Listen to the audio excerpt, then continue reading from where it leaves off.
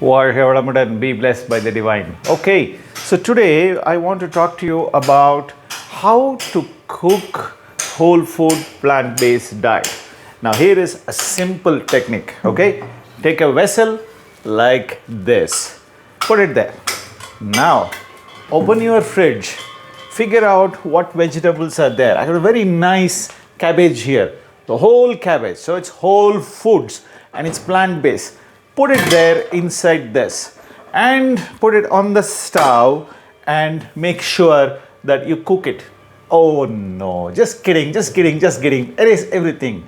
Now, there are two ways you can learn how to cook whole food plant based diet. One, you can order it from Sampurna Ahara.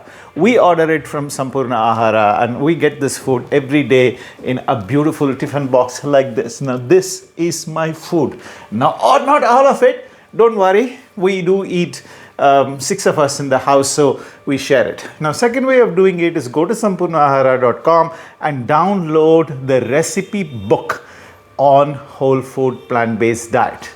Now, after you order it, there is an order in which you should eat it. What is the order? I'll see you tomorrow and tell you about it.